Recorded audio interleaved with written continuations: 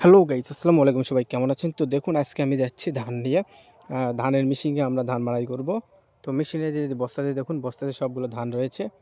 এখানে 6 মণের মতন ধান রয়েছে। আমরা এখন মেশিনে নিয়ে যাব। তো দেখুন, অবশেষে আমরা চলে আসছি মেশিনের কারখানায়, যেখানে ধান মাড়াই করা হয়।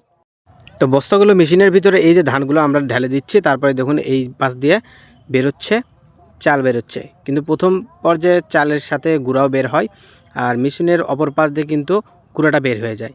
তো যতগুলো বস্তা ছিল আমরা এক এক করে, এক বস্তা শেষ হতেই আরেক বস্তা ঢালে দিচ্ছি ওপরে। আমরা যারা ভাত খাই তারা তো জানি না আসলে কিভাবে চালটা তৈরি হয়। তো দেখুন, এই পাশ দিয়ে কিন্তু চালের গুঁড়া বের হচ্ছে, ঠিক আছে? এই যে গুঁড়াটা বের হচ্ছে, এই গুঁড়াটা কিন্তু এই পিছন দিয়ে বের হয়, আর সামনে দিয়ে চাল বের হয়। চালের সাথে প্রথম পর্যায়ে কিন্তু গুঁড়া বের হয়। তো তারপর যখন আবার দ্বিতীয়বার যখন মাড়াই করার জন্য দেওয়া হয়, তখন একবারে সম্পূর্ণ শুধু চাল বের হয়, আর গুঁড়োটা সম্পূর্ণ এই পাশ দিয়ে বের হয়ে আসে।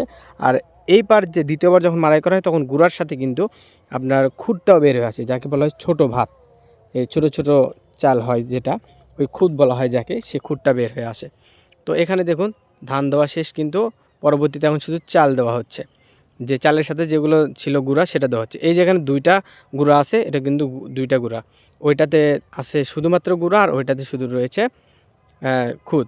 তো অবশেষে আমাদের ধান মাড়াই করা শেষ। আমি কিন্তু এখন এই যে গুঁড়াগুলো আছে, এই গুঁড়াগুলো এখন বস্তায় করা হবে। যেহেতু চাউলগুলো বস্তায় করা হয়ে গেছে, এখন শুধুমাত্র এই গুঁড়াটাই বস্তা করা বাকি আছে।